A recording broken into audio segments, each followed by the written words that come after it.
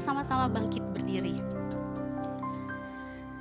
Grace Life di hari Paskah ini, Allah memanggil kita untuk mendengar panggilannya, untuk mengutamakan Dia saja. Dengar panggilannya, jawab ya kepada Tuhan. Grace Life Kids, Allah memanggil kita mau jawab apa?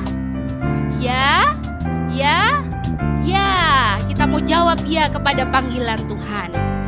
Bersama, dengar Dia panggil nama saya, dengar Dia panggil namamu, dengar Dia panggil nama saya, juga Dia panggil namamu. Apa jawab kita? Ku jawab ya.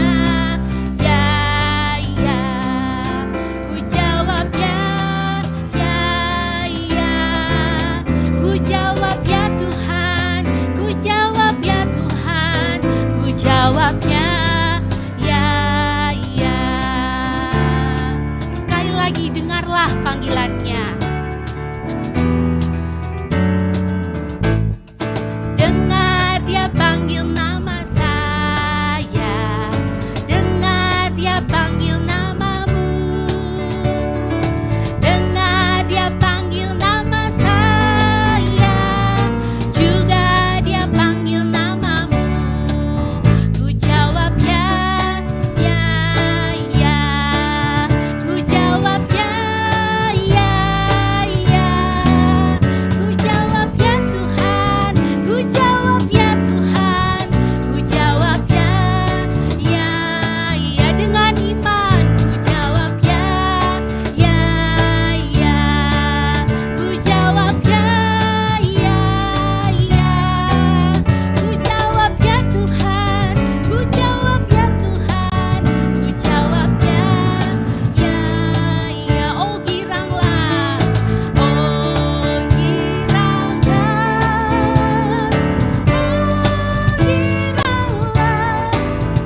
Tuhan Yesus amat cinta pada saya.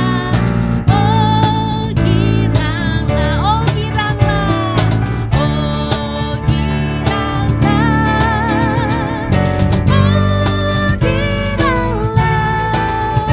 Tuhan Yesus amat cinta pada saya.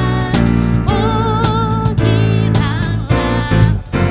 Biar hati kita terus bergirang, sebab kita berhadapan dengan Allah yang kudus, Allah yang mulia, Allah yang besar.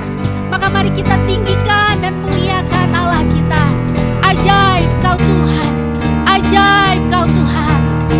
Bersama katakan, tak terbayang kebesaran-Mu dan tak terbanding kekuatan-Mu Tuhan.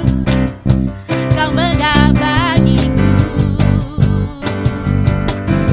segenap jiwa dan pengharapan tak ku serahkan untuk rencana-Mu Tuhan. Kau Raja atasku,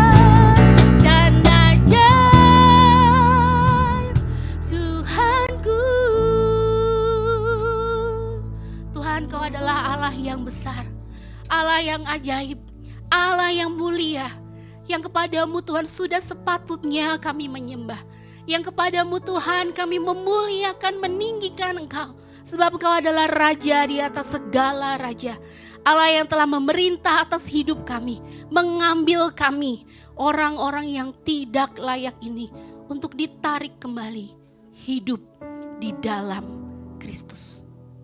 Hidup di dalam Kristus. Tuhan, kami datang kepadamu, rindu hidup di dalam Kristus. Demi Kristus yang hidup, kami berdoa. Amin. Silakan duduk dengan tenang. Hanya di dalam Kristus saja harapan kita. Hanya di dalam Kristus saja kita mengalami kasih dan damai dari Allah. Biar hati kita terus tertuju kepada Kristus. Biar hati kita terus terarah kepada Kristus. In Christ alone.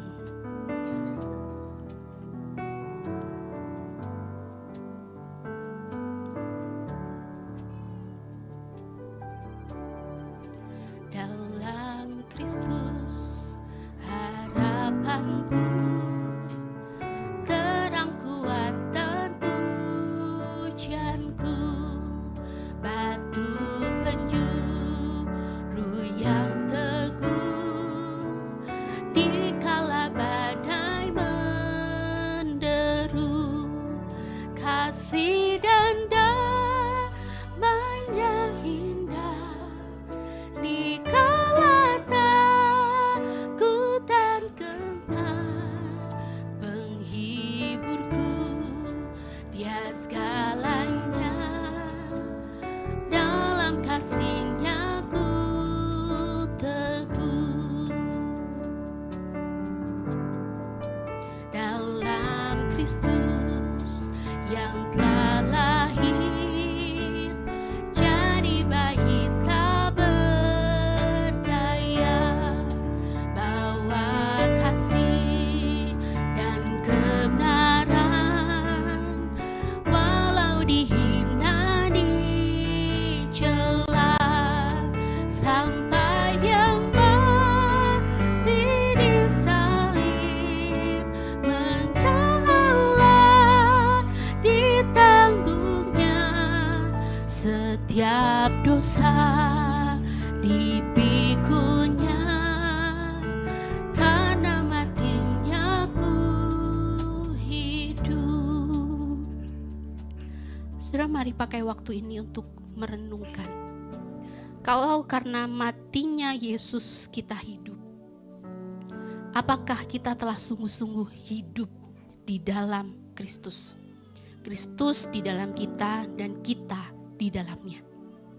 Saudara, adakah hal-hal yang menghalangi kita untuk sungguh-sungguh membiarkan Yesus bekerja di dalam hati kita?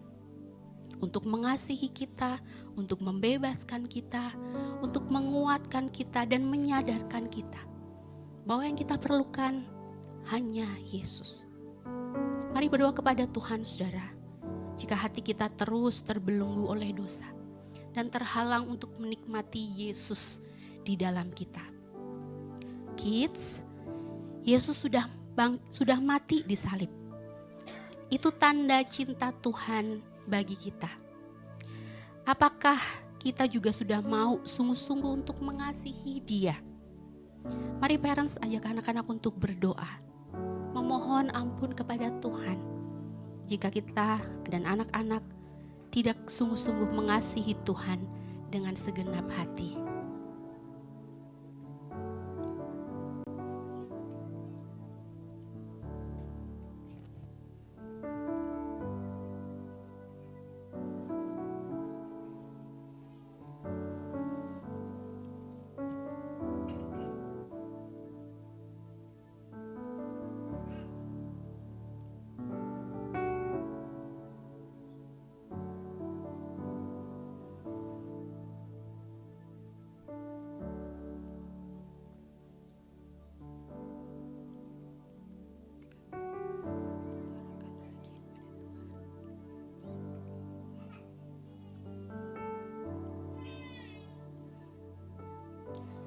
Sebab kebenaran bahwa kita dibenarkan dan boleh hidup di dalam iman juga damai sejahtera hanya mungkin terjadi melalui Tuhan Yesus Kristus, Tuhan kita.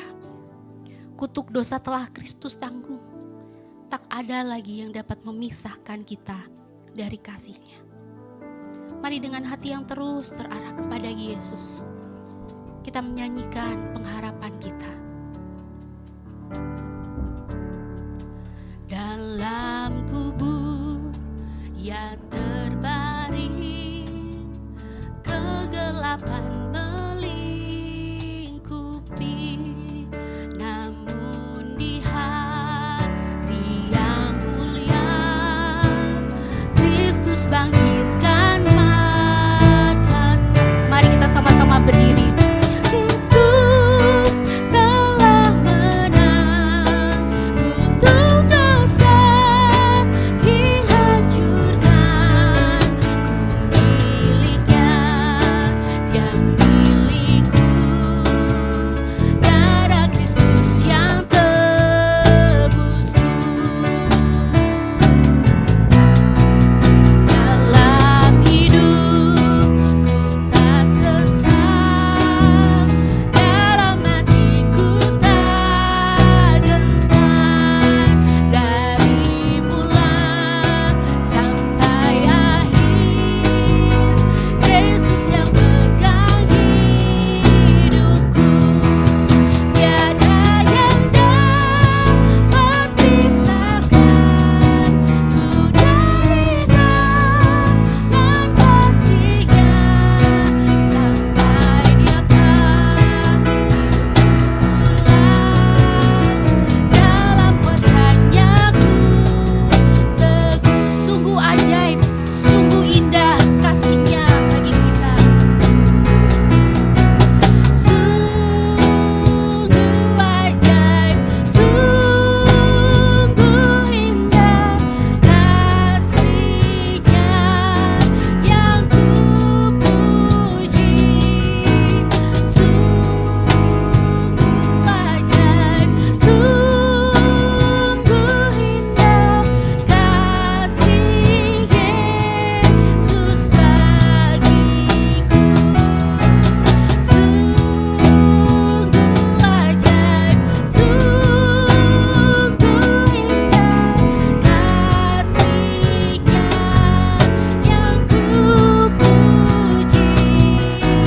Sungguh ajaib, sungguh indah kasih Yesus bagiku. So, silakan duduk dengan tenang. Mari terus syukuri anugerah Tuhan bagi kita.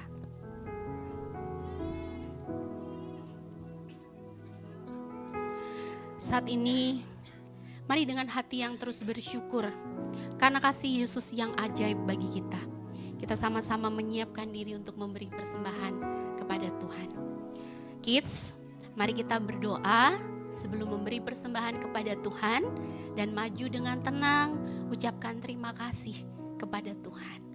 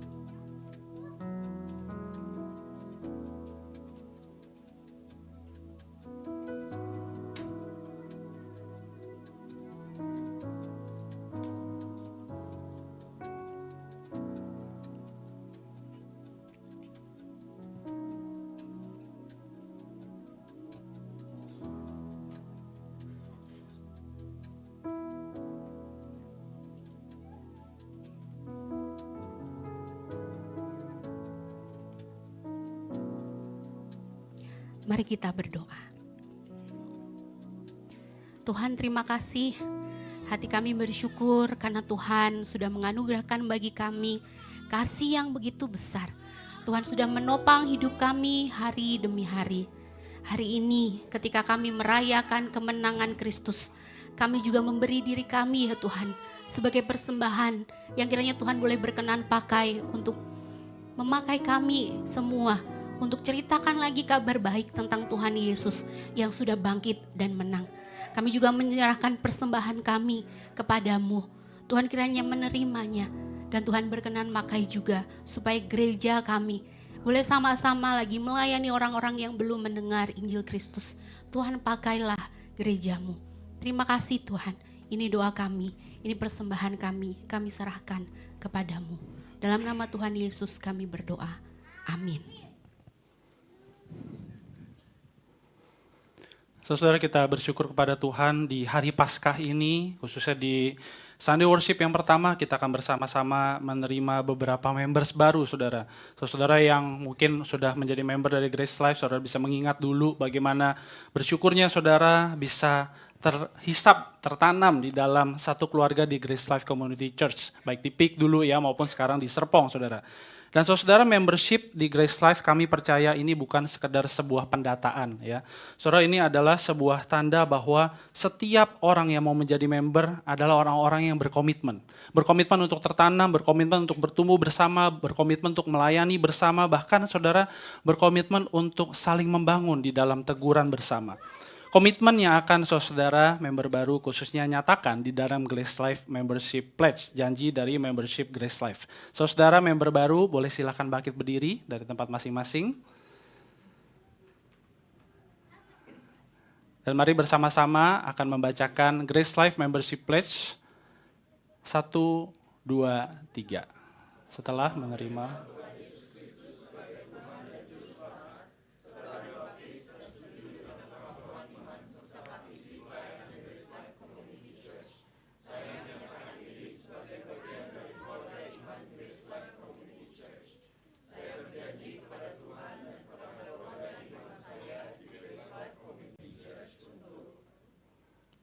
menghadiri ibadah minggu,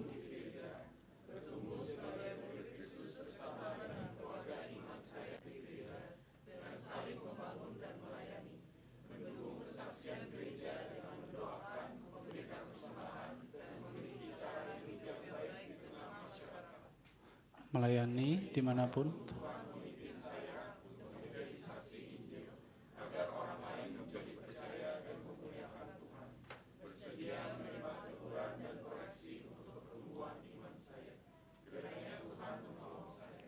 amin. Kiranya itu yang boleh menjadi komitmen dan janji dari setiap saudara, tidak hanya di hadapan saya, di hadapan jemaat, tapi juga di hadapan Tuhan, Kepala Gereja kita. Saya mengajak kita member yang sudah lama, boleh bangkit berdiri.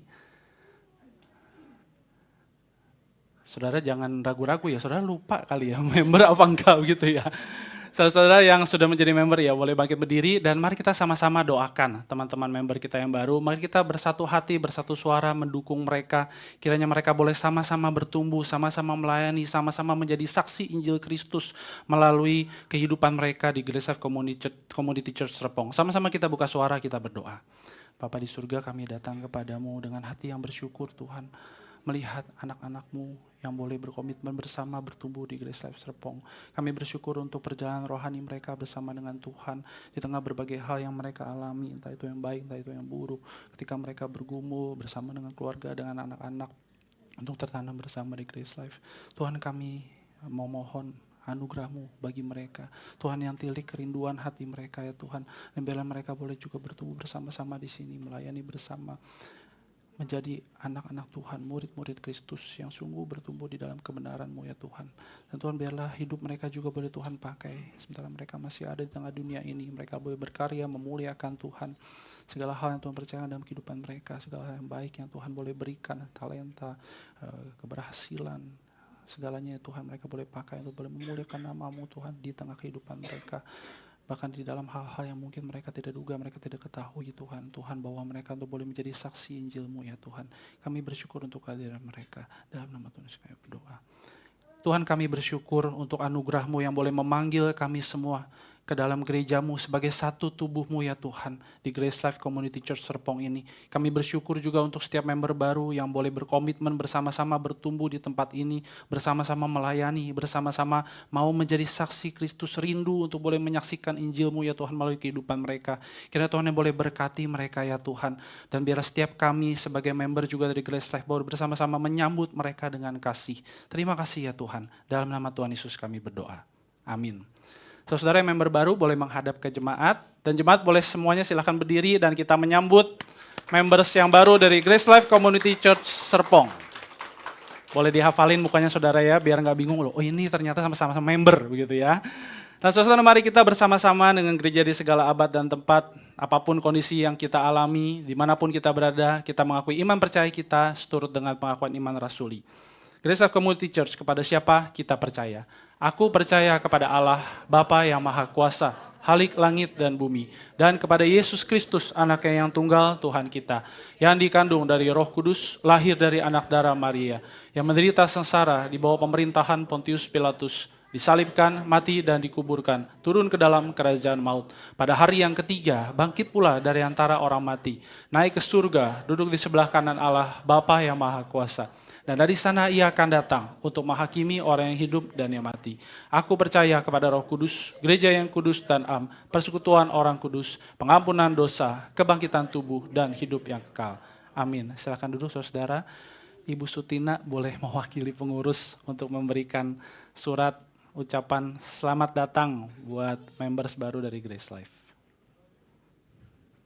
Kenapa saya dikasih tisu ya? Saya nggak nangis loh. Terharu sih ya menyambut member baru, tapi ini ngisi waktu aja saudara untuk bagiin surat itu ya.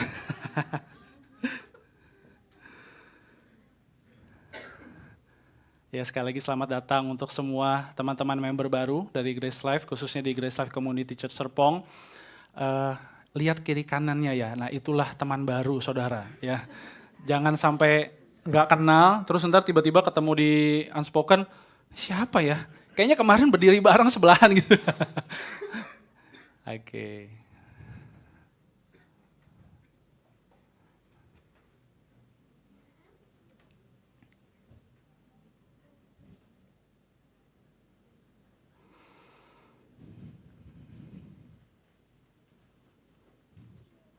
Nah, Citina juga jangan sampai nggak ngenalin membernya ya. Member baru boleh cek tuh namanya bener nggak? Kalau nggak bener, mohon maaf lahir dan batin saudara ya. Saudara, mari kita berdoa sekali lagi sebelum kita mendengarkan firman Tuhan hari ini.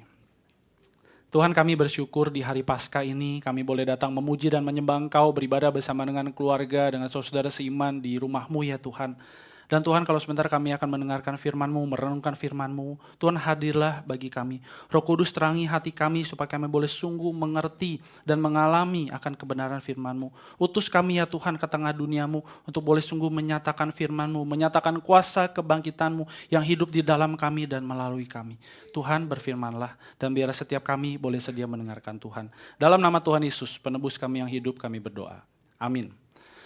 Nah saudara, akhirnya ya, saya boleh katakan akhirnya kita akan menutup eksposisi dari Injil Markus saudara ya. Nah saudara, hari ini kita akan memperhatikan Injil Markus pasal 16 ayat 1 sampai 8a.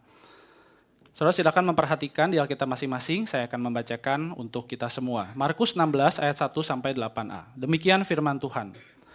Setelah lewat hari Sabat, Maria Magdalena dan Maria ibu Yakobus serta Salome membeli rempah-rempah untuk pergi meminyaki Yesus. Pada hari pertama minggu itu, pagi-pagi benar setelah matahari terbit, pergilah mereka ke kubur. Mereka berkata seorang kepada yang lain, siapa yang akan menggulingkan batu itu bagi kita dari pintu kubur? Namun ketika mereka melayang pandang, tampaklah batu itu sudah terguling. Batu itu memang sangat besar. Mereka masuk ke dalam kubur dan melihat seorang muda yang memakai jubah putih duduk di sebelah kanan. Mereka pun sangat terkejut. Tetapi orang muda itu berkata kepada mereka, jangan terkejut. Kamu mencari Yesus orang Nazaret yang disalibkan itu. Ia telah dibangkitkan. Ia tidak ada di sini. Lihat, inilah tempat mereka membaringkan dia. Sekarang pergilah, katakanlah kepada murid-muridnya dan kepada Petrus yang mendahului kamu ke Galilea. Di sana kamu akan melihat dia seperti yang sudah dikatakannya kepada kamu.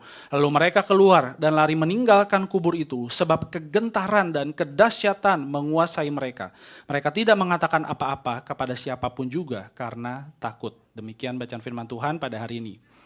Saudara, pernahkah kita menonton film ya yang endingnya tuh aneh, saudara? Ada yang pernah nonton film endingnya aneh? Anak-anak yang pernah nonton film, yang senang nonton film? Oh, anak-anak bagus ya, nggak suka screen time ya. Kalau nonton film yang endingnya aneh ya, mending kalau plot twist begitu saudara ya, masih bisa kira-kira ditebak. Kalau endingnya aneh, patah begitu ya. Ini dari episode 1 misalnya serius ya, sampai episode 99, wah ini kayaknya nyambung semua. Nah begitu episode 100, di 2 menit terakhir, kok aneh ya ending film ini. Kok seakan-akan gak nyambung begitu. Nah saudara, begitulah mungkin perasaan kita ketika kita membaca akhir dari Injil Markus ini. Saudara, memang di dalam Alkitab kita juga ditulis ada ending yang lebih panjang dari Injil Markus. Namun saudara, secara singkat ya saya akan menjelaskan bahwa ending ini memang bersumber dari sumber-sumber yang lebih belakangan daripada ending yang lebih pendek itu yang tadi kita baca saudara. Dan kita mengeksposisi ending yang lebih pendek ini untuk melihat bahwa kira-kira mungkin demikian yang Markus maksudkan ketika dia menuliskan Injil Markus ini saudara. Saudara, kita tidak bisa tahu persis, memang banyak penelitian yang sampai berbeda pendapat begitu. Kenapa Injil Markus itu yang endingnya seperti yang tadi kita baca, itu berakhir demikian. Ada yang mengira mungkin hilang begitu ya, perkamennya, artikel-artikelnya itu hilang begitu saudara. Tapi ada yang menduga juga bahwa kayaknya memang Markus seperti sengaja menuliskan demikian endingnya. Nah saudara, apapun itu, mari kita bersama melihat bahwa Yesus bangkit dan dia sudah ada, menampakkan diri di luar kubur, saudara. Itu yang Markus ingin bawa. Suasana bahwa ketika Yesus bangkit, ini bukan sesuatu yang biasa. Bahkan ini sesuatu yang tadinya tidak diharapkan oleh para muridnya dan para pengikutnya, saudara.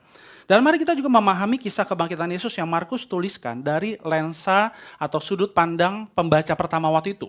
Yaitu orang-orang Kristen yang mereka sudah dengar, mereka sudah tahu tentang kebangkitan Yesus. Tapi mereka sedang mengalami penganiayaan waktu itu saudara. Dan saudara, kita bisa melihat akhir dari Injil Markus ini memang bersifat tiba-tiba gitu ya. Dan akhir yang tiba-tiba ini biasanya memberikan kejutan, tapi juga sekaligus menciptakan ketegangan. Kayak nonton film suspense gitu saudara ya. Kayak ada yang ditahan, kayak ada yang diantisipasi. Tapi kayaknya excited juga untuk melihat apa sih yang akan terjadi di akhir cerita gitu. Ada ketidakpastian, tapi kok kayaknya ada sesuatu yang layak untuk dinantikan. Dan kita harus bersiap gitu. Nah saudara, mari kita melihat setting dari peristiwa kebangkitan Yesus yang dicatat oleh Markus saudara. Saudara, yang pertama, Markus mencatat bahwa waktunya ketika Yesus akan bangkit itu adalah setelah lewat hari Sabat. Atau kira-kira saudara jam 6 sore di hari Sabtu. Para perempuan kemudian membeli rempah-rempah untuk besoknya meminyaki mayat Yesus. Artinya apa saudara? Mereka tidak mengharapkan akan kebangkitan Yesus. Mereka tidak percaya, mereka masih tidak percaya akan janji Yesus bahwa saya akan menderita, saya akan dihina, saya akan mati dan bangkit pada hari yang ketiga. Mereka nggak percaya itu saudara. Karena itu setelah hari Sabat lewat, kemudian akan tiba hari esoknya, mereka bersiap-siap untuk meminyaki mayat Yesus. Mereka masih berharap ketika ke kubur ada yang bukain kubur dan juga mereka bisa melihat, masih ada ya mayat Yesus. Oh ternyata memang tebakan saya benar, kira-kira begitu saudara. Dan saudara, tapi Markus tidak hanya mencatat bagaimana perempuan-perempuan ini mewakili para murid Yesus juga, mewakili para pengikut Yesus yang belum percaya bahwa Yesus akan dibangkitkan. Tapi saudara, Markus juga mencatat ada hari yang baru, ada awal yang baru, ada hidup yang baru yang akan segera datang. Karena itu dia berkata pada hari yang pertama di minggu itu, pagi-pagi benar ketika matahari akan terbit. Ini bukan sekedar menggambarkan situasi waktu itu ya, perempuan-perempuan itu akhirnya tiba di kubur Yesus. Tapi ini menggambarkan ada nuansa yang baru, ada hari yang baru, ada era yang baru ketika Yesus akan bangkit, saudara. Namun saudara, awal yang baru ini tidak benar-benar baru bagi para perempuan yang akhirnya tiba di kubur Yesus, saudara. Saudara, ketika para perempuan itu akhirnya tiba di kubur Yesus dan melihat kubur itu kosong, batunya sudah terguling, apa respon mereka, saudara?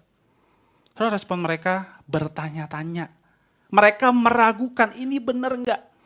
Mereka terkejut, atau lebih tepatnya tertohok di dalam hati mereka. Hati mereka seperti sesak begitu, saudara. Kayak, nggak percaya banget begitu ya. Mereka dikuasai oleh kegentaran, ketakutan, pikiran mereka terguncang, saudara. Nah, anak-anak ada yang pernah terkejut? Anak-anak? Enggak ya, hidup kalian flat-flat aja ya. Ada yang pernah terkejut enggak? Kaget. Nah, ada yang pernah kaget? Saya. Ada yang senang kagetin temennya? Kaget. Kagetin orang lain ya. Anak-anak kalau kaget itu ekspresinya gimana coba? Hah? Gitu. Itu marah kali. Ya. Kalau kaget ekspresinya kayak gini bukan tuh. Hah? Gitu, bukan. Tercengang, hah? Matanya sampai melotot nggak tuh sampai itu agak berlebihan ya. Matanya sampai mau keluar gitu. Hah? Kayak gitu nggak? Oh enggak, berarti berlebihan begitu ya. Atau ekspresinya lebih kayak begini nih. Nah, kalau kaget pusing nggak? Pusing ya. Kalau kaget hatinya gelisah anak-anak ngerti gelisah ya. Kalau kaget hatinya kayak bingung nggak, aduh kenapa, apa yang terjadi ini gitu nggak? Iya, yang benar. Nah saudara, yang dialami oleh para perempuan tadi bukan seperti ini, bukan kaget yang kita biasanya alami saudara. Tapi lebih kaget tidak hanya secara fisik, tapi di dalam hati mereka, di dalam pikiran mereka, sepertinya kebangkitan Yesus itu mengguncang hidup mereka. Mereka kaget sampai nggak bisa ngomong apa-apa.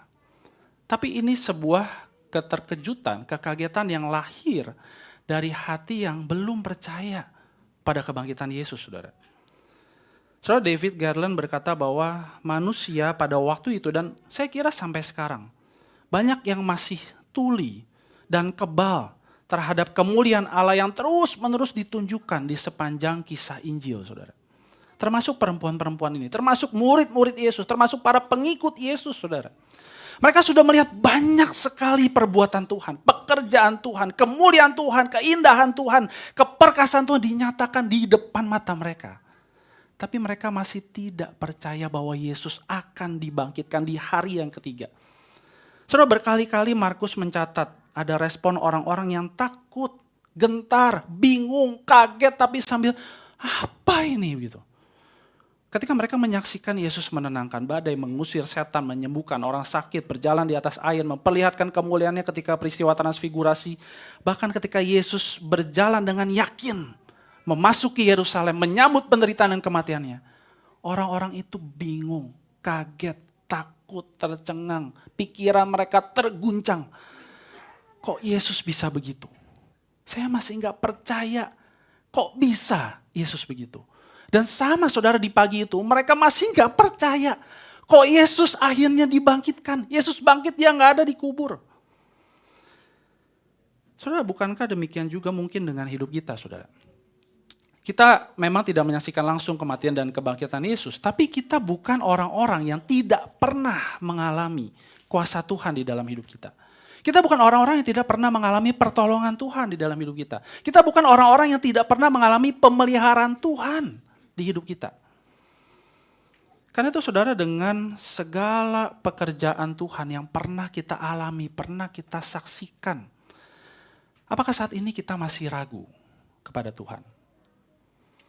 Atau apakah kita sedang abai kepada semua yang Tuhan kerjakan bagi kita saudara? Seakan-akan itu gak ada artinya di dalam kehidupan kita. Ketika kita sudah pernah berkali-kali ditolong oleh Tuhan, apakah itu semua sia-sia? Apakah itu semua tidak pernah menyaksikan siapa sih Tuhan di dalam hidup kita? Dan kita masih ragu, siapa ya Tuhan yang saya percaya? Apakah nanti kalau hidup saya lebih susah lagi, Tuhan bisa tolong saya? Atau saudara, kita mungkin pernah bergumul, kita melihat ada keluarga kita atau mungkin teman kita yang rasanya, wah ini sudah, maaf ya bahasanya agak kasar gitu ya, bau neraka kayaknya ini. Ini gak bisa ini terima Tuhan gitu ya. Kita berkali-kali mencoba menceritakan tentang Tuhan ke dia, kok gak keras sekali begitu hatinya. Kayaknya Tuhan pun tidak bisa menolong dia, kira-kira begitu. Tapi begitu orang ini berubah, bertobat, lahir baru, percaya sama Tuhan. Kita bukannya happy, kita bukannya senang, kita terkejut saudara. Dan kita bingung, kok bisa dia begitu?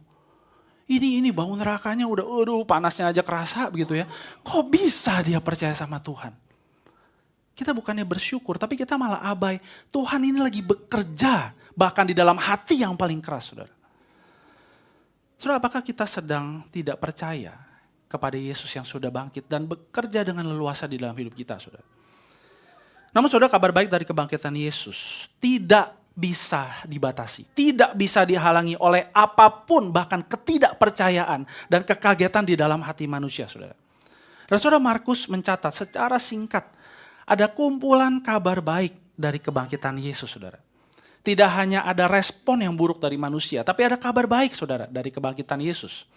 Saudara, yang pertama Markus mencatat ketika malaikat berkata kepada perempuan-perempuan yang ada di kubur Yesus itu, jangan terkejut, jangan takut. Yesus sudah dibangkitkan. Dia nggak ada lagi di situ. Lihat tempat di mana dia berbaring. Atau dengan kata lain, dia sudah ada di luar sana. Dia sudah ada di luar kubur, saudara. Nah, anak-anak tadi ditanya sama Bu Vivi, ya, pertanyaannya serem ya, siapa yang pernah ke kuburan begitu.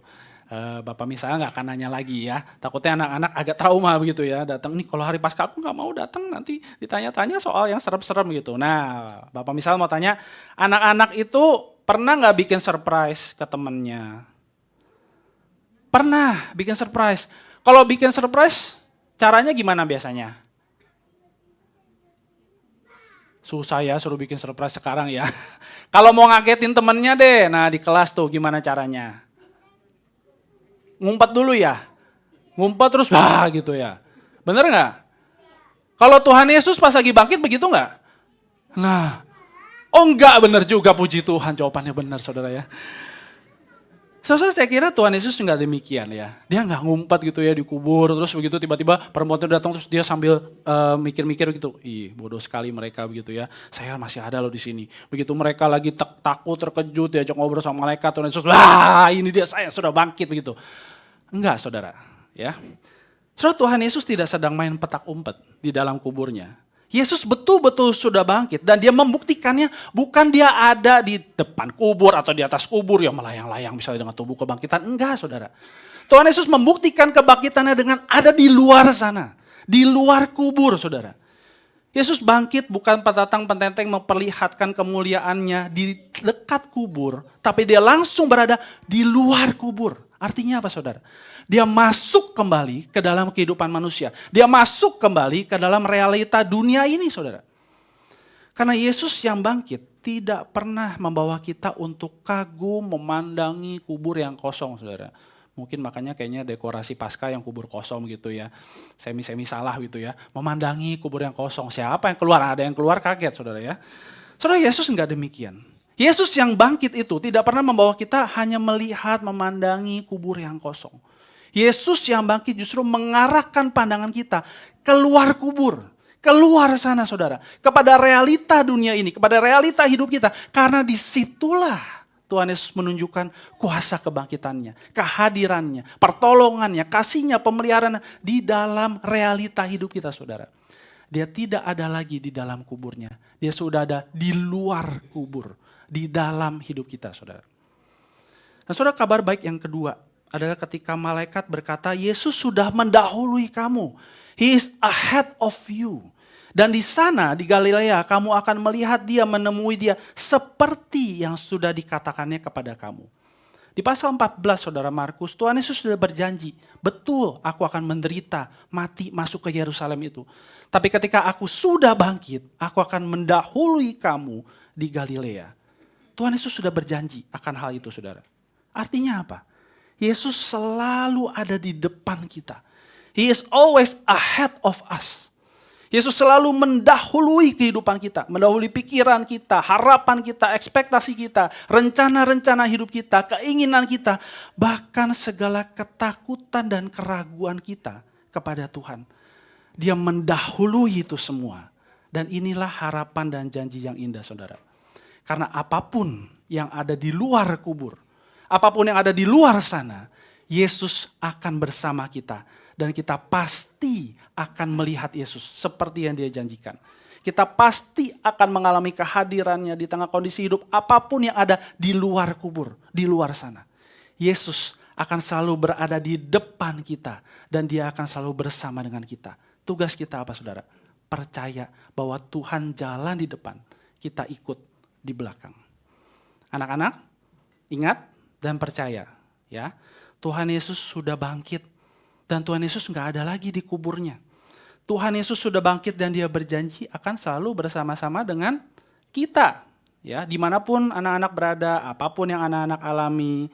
Nah, ingat lagu ini ya, seperti lagu ini anak-anak, ada yang tahu lagunya? Di kanan kau ada, di kiri kau ada. Tahu kan? Ayo nyanyi. Di atas dan di bawah kau ada. Di mana lagi Tuhan Yesus? Di suka kau ada, di dukaku kau ada, karena Engkau Yesusku. Nah, ada satu lagi lagunya supaya makin ingat ya. Kemanapun aku pergi, Tuhan Yesus menemani. Kemanapun aku pergi, Tuhan Yesus menemani. Hatiku selalu berani, karena ku yakin apa? Kemanapun Tuhan Yesus menemani. Tuhan Yesus tahu betul hidup kita. Hidup di luar kubur, bukan hidup yang baik-baik saja. Tapi disitulah Yesus hadir. Yesus berjanji buat kita. Engkau pasti akan melihatku. Apapun kondisi hidup yang kamu alami, apapun yang sedang kau alami dan hadapi. Aku, kata Yesus, akan selalu di depanmu, memimpinmu, menjagamu, memegangmu. Karena apa saudara? Karena kehadiran Yesus yang bangkit tidak akan bisa dibatasi oleh apapun. Oleh kubur, oleh harapan ekspektasi dari para pengikutnya, ataupun segala strategi dan rencana dari para musuhnya. Kain kafan Yesus telah terlepas dan Yesus sudah bangkit. Dia terlepas on the loose di luar kubur, di dalam kehidupan kita saudara. Saudara, dengan realita kebangkitan Yesus seperti ini, mari kita bayangkan kembali kekagetan dan keguncangan yang dialami oleh perempuan-perempuan waktu itu saudara. Saya membayangkan mereka keluar dari kubur Yesus, gak ngomong satu kata pun. Mereka mencoba terus memproses semua yang terjadi. Mereka stres sendiri, pusing sendiri saudara. Sambil mereka ketakutan, mereka gemetar. Dalam hati dan pikiran mereka, mereka berkata, apa ini? Siapa orang ini? Kok bisa kebangkitan itu betul-betul terjadi? Saudara, ending Markus yang aneh ini, saya kira mau menggambarkan suasana yang seperti itu, saudara. Suasana yang Markus maksudkan ketika orang melihat kebangkitan Yesus dan mereka gemetar, takut, tercengang di dalam hatinya. Tapi saya kira lebih dari itu, bukankah inilah yang Allah maksudkan ketika Yesus sudah bangkit dan on the loose, terlepas di dalam kehidupan manusia. Kehadiran yang gak bisa dibatasin, gak bisa kita atur, tidak bisa kita hindari. Kehadiran yang harusnya membuat hidup kita tidak biasa-biasa saja. Kehadiran yang akan bekerja sebebas-bebasnya di hidup kita. Kehadiran yang akan memberikan berbagai kejutan saudara, kekagetan, dan juga ketegangan di hidup kita yang menuntut kita merespon kepada Tuhan.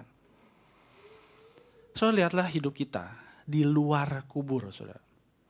Saudara, kita memang belum mati, tapi kalau kita berpikir ya, kalau kita ke ibadah kedukaan misalnya, kita melihat, aduh sedih ya orang yang meninggal.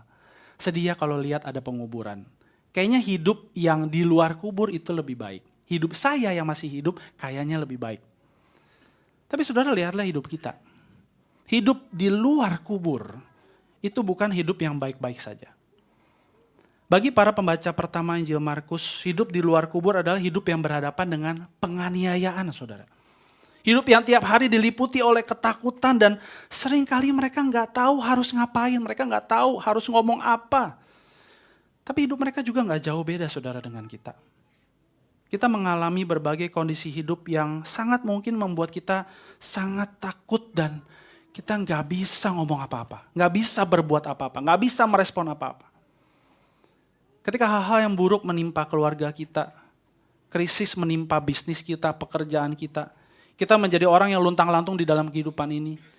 Kita melihat saya Kristen tapi kok saya pelayanannya begitu-begitu aja ya.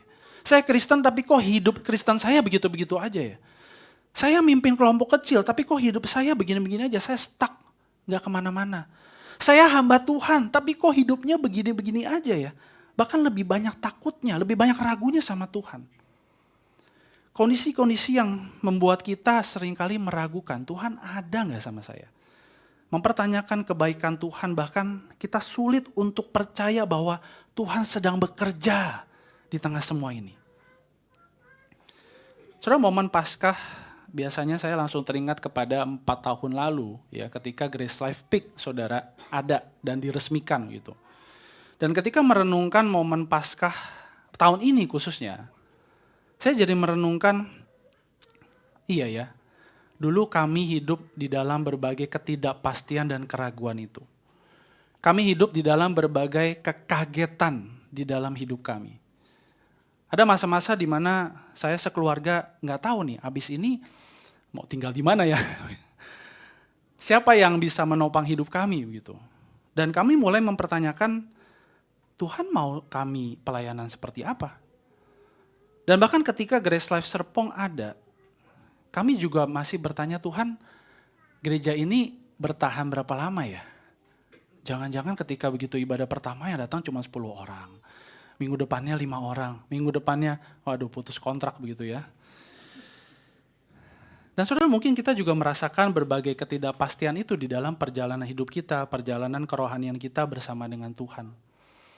Ketika kita membangun keluarga, ketika kita bekerja, bahkan saudara-saudara yang menjadi member hari ini. Saudara pernah pikir sampai ada di titik ini hari ini? Dengan segala pergulatan yang saudara alami, dengan segala pergumulan yang saudara alami. Apakah saudara pernah berpikir, akhirnya saya ada di titik ini ya? Kok bisa? Apakah saudara melihat, oh ini semua hanya kebetulan, begitulah hidup kami sebagai orang Kristen ya, harus jadi member, pelayanan dan lain sebagainya begitu. Atau kita melihat hidup kita itu, hidup yang di luar kubur ini bukan hidup yang biasa-biasa saja. Bahkan ketika saudara bisa menjadi member, saudara yang lain bisa melanjutkan hidup saudara sekarang. Ini bukan hidup yang biasa-biasa saja. Karena Yesus yang bangkit dari kubur itu terus hadir saudara bersama dengan kita. Dia Allah yang terlepas bekerja dengan bebas di hidup kita. Gak bisa kita atur, gak bisa kita hindari. Tapi apapun yang kita alami, dia ada bersama dengan kita. Bahkan ketika kita ragu sama dia, kita mempertanyakan pekerjaannya, kuasanya. Dia terus bekerja di dalam hidup kita.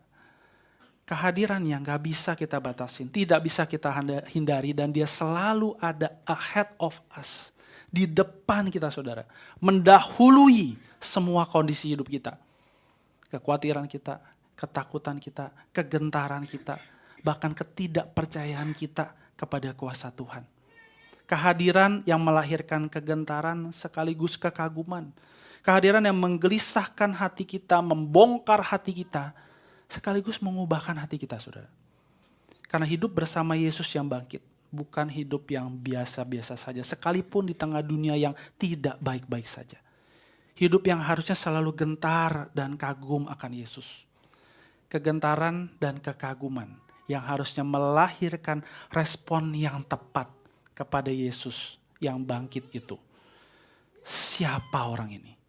Siapa orang ini? Sampai kubur pun tidak mampu menahannya. Siapa orang ini? Sampai maut pun sudah ditelan dan dipatahkan sengatnya. Mari kita berdoa.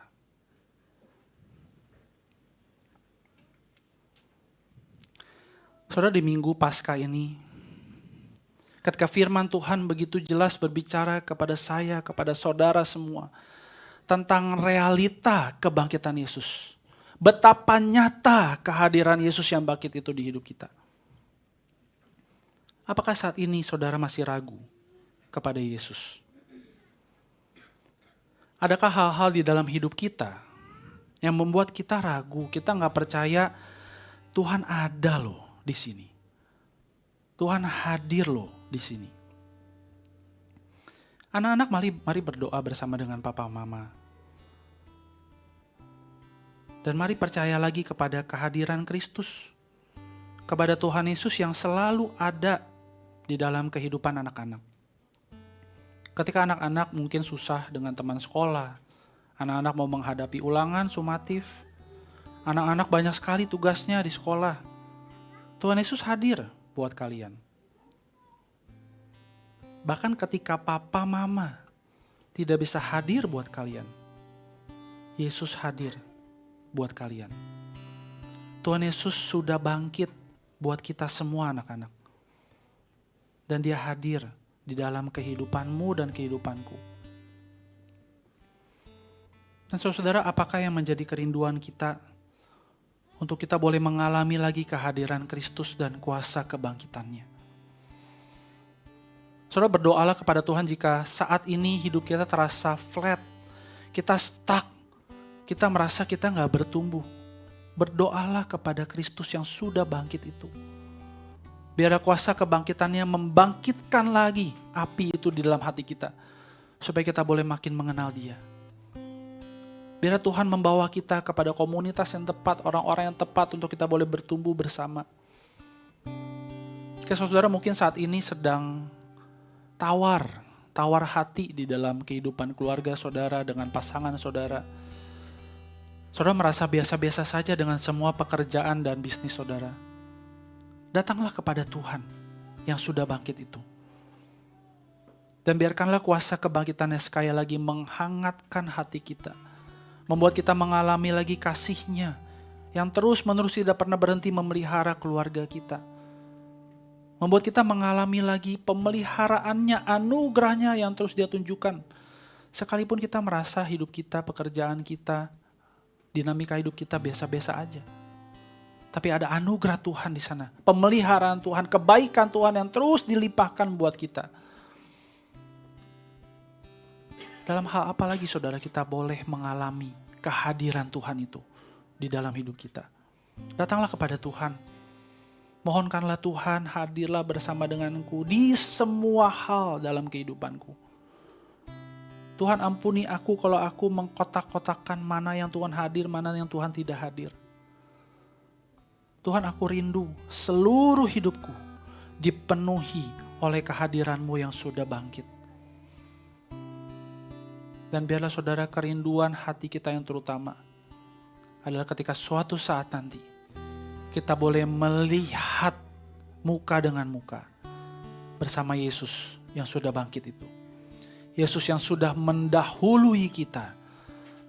Kita akan berjumpa dengan Dia suatu saat nanti. Datanglah kepada Tuhan di dalam doa.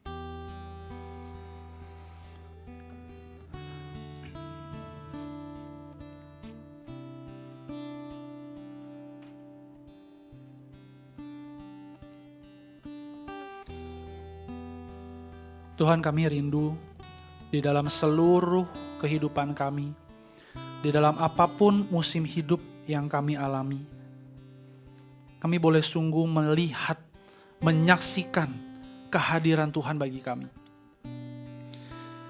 Tuhan, kami merendahkan hati dan memohon ampun jika selama ini kami abai dengan kehadiran Tuhan.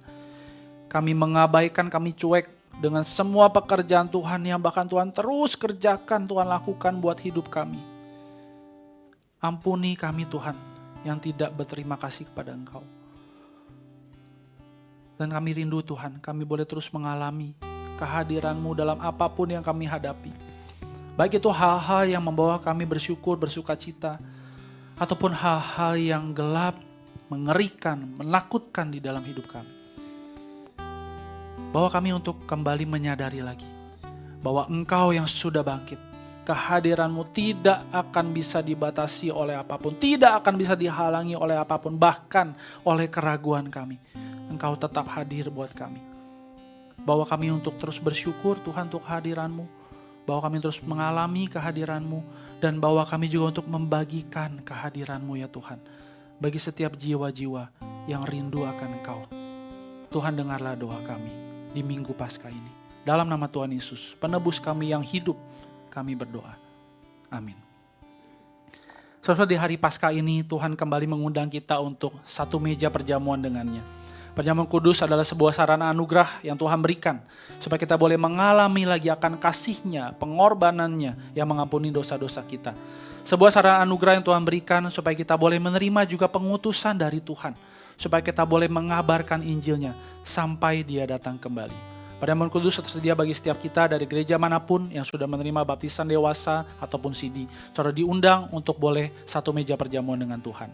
Adakah di antara saudara yang mungkin belum mendapatkan roti dan anggur? Boleh mengangkat tangan dan teman-teman Asyar akan membagikannya untuk saudara-saudara. Mari kita siapkan hati kita menerima perjamuan kudus hari ini. Mari kita angkat hati kita kepada Tuhan, kepada Sang Anak Domba Allah yang sudah menyerahkan dirinya untuk menebus dosa kita. Mari pujikan bersama. Sang Anak Domba korbankan diri, Dia dihina bagi kita, dihina dan didera, Dia pikul dosa kita. Kasih dan anugerah tersedia bagi kita. Ambil dan terimalah. Mari bangkit berdiri bersama. Ambillah dan terimalah. Ambillah dan terimalah tubuh dan darah Kristus bagi kita. Beritakan dan saksikan kemenangannya sampai Dia datang kembali. Sampai Dia datang kembali. Mari arahkan hati kita, pandangan kita kepada Kristus yang sudah mencurahkan darahnya, memberikan tubuhnya untuk mengampuni dosa-dosa kita. Mari pujikan bersama. Tubuhnya ditikam, dihancurkan, dipecah, diremukkan, untuk selamatkan kita. Darahnya mencurahkan pengampunan yang besar. Ambil dan terimalah. Ambillah dan terimalah tubuh dan darah Kristus bagi kita. Beritakan dan saksikan kemenangannya sampai Dia datang kembali. Sampai Dia datang kembali. Mari kita berdoa. Ketika kami menerima roti dan anggur hari ini ya Tuhan, kiranya kasih-Mu memupuk dan menyuburkan hidup baru yang sudah Engkau berikan buat kami. Ketika kami menerima tubuh-Mu yang dipecahkan bagi kami boleh menerima lagi anugerah-Mu ya Tuhan. Untuk kami boleh melayani jiwa-jiwa yang hancur dan lapar akan Engkau. Ya Bapa, sama seperti Engkau sudah membenarkan dan membangkitkan Kristus yang mengalahkan maut, kiranya kuasa kebangkitan itu boleh memimpin kami untuk setia melayani Engkau, memberitakan Injil-Mu sampai kami menantikan perjamuan yang kekal. Ya Domba Allah, kami datang, kami datang. Amin. Dengan tetap bangkit berdiri, mari kita terima kabar baik dari meja perjamuan Tuhan. Tuhan Yesus pada malam waktu Ia akan diserahkan, Ia mengambil roti, Ia mengucap syukur atasnya, Ia memecah-mecahkannya dan berkata, inilah tubuhku yang diserahkan bagi kamu. Perbuatlah ini menjadi peringatan akan aku. Demikian sesudah makan, Ia mengambil cawan, Ia mengucap syukur atasnya dan berkata, cawan ini adalah perjanjian baru yang dimeteraikan oleh darahku.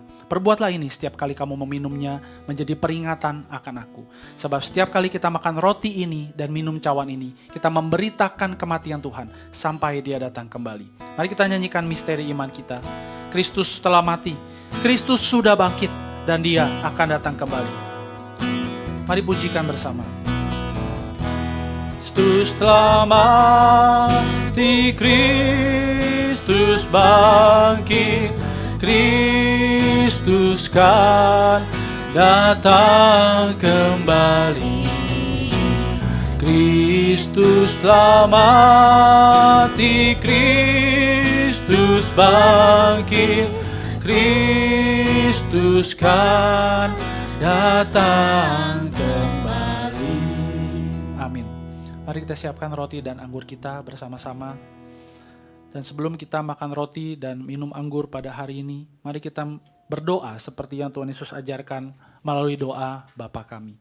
Bapa kami yang di surga, dikuduskanlah namamu, datanglah kerajaanmu, jadilah kehendak-Mu di bumi seperti di surga. Berikanlah kami pada hari ini makanan kami yang secukupnya, dan ampunilah kami akan kesalahan kami, seperti kami juga mengampuni orang yang bersalah kepada kami. Dan janganlah membawa kami ke dalam pencobaan, tetapi lepaskanlah kami daripada yang jahat, karena Engkaulah yang empunya kerajaan dan kuasa dan kemuliaan sampai selama-lamanya. Amin. Roti di tangan kita. Roti yang atasnya kita mengucap syukur adalah persekutuan kita dengan tubuh Kristus. Ingat dan percayalah, tubuh Tuhan kita sudah diserahkan untuk mengampuni dosa-dosa kita. Mari kita terima bersama dengan ucapan syukur.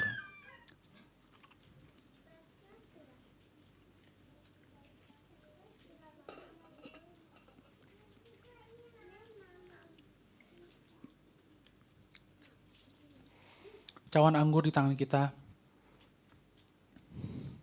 Cawan yang atasnya kita mengucap syukur adalah persekutuan kita dengan darah Kristus. Ingat dan percayalah, darah Tuhan kita sudah dicurahkan untuk mengampuni dosa-dosa kita, mendamaikan kita dengan Allah dan sesama. Mari kita terima bersama dengan ucapan syukur.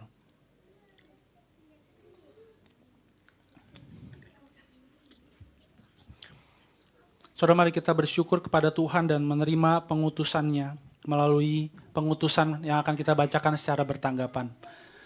Ya Tuhan, kami bersyukur Engkau sudah memberikan dirimu bagi kami. Kami rindu mempersembahkan hidup kami untuk mengalami salib-Mu dan kebangkitan-Mu setiap hari. Ya Bapa, kami bersyukur karena kebangkitan Kristus kami dijadikan ciptaan baru. Dan yang baru, utuslah kami untuk melayani-Mu dan melayani sesama kami melalui hidup kami bagikan dan curahkan.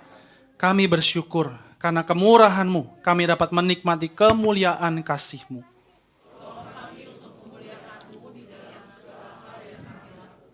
Angkat syukur kita kepadanya.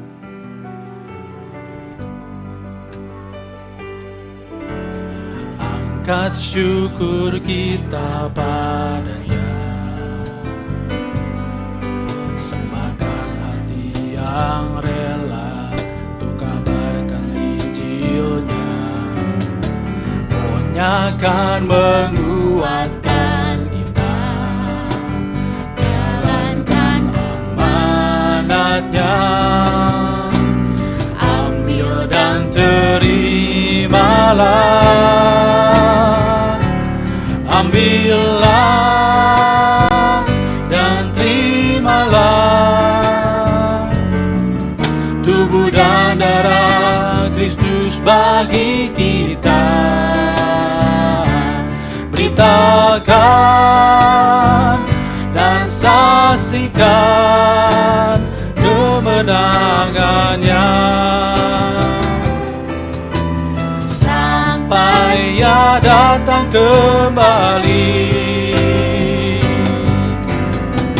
Dalam kesukaran tak akan ku lupa akan janjinya, Dia selalu serta. Tubuh dan darahnya yang telah ku terima menjadi pengharapan kemuliaan yang akan datang.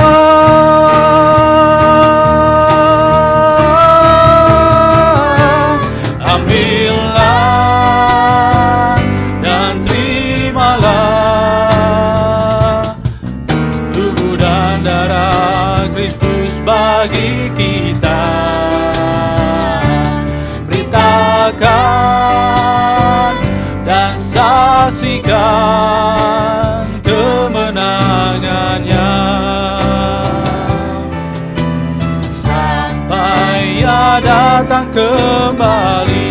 Segala kemuliaan hanya bagi Tuhan. Segala kemuliaan hanya bagi Tuhan. Segala hormat puja hanya bagi Tuhan. Kuasa dan kemuliaan hanyalah bagi Tuhan. Segala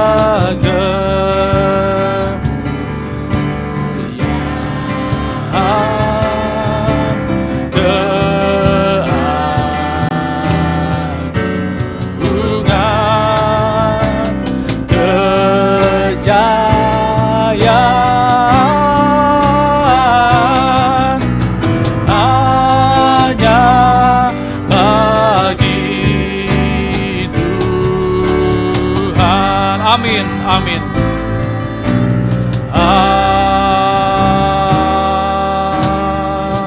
Amin. Jemaat Tuhan, arahkan hatimu kepada Tuhan dan terimalah berkat dari Allah Tritunggal. Kiranya kasih karunia dari Tuhan kita Yesus Kristus, cinta yang sempurna dan kekal dari Bapa kita di surga, pertolongan, penghiburan, kekuatan dari Roh Kudus, berkat Allah Tritunggal menyertai engkau sekalian mulai hari ini sampai selama-lamanya. Amin. Silakan duduk saudara dan bersaat teduh.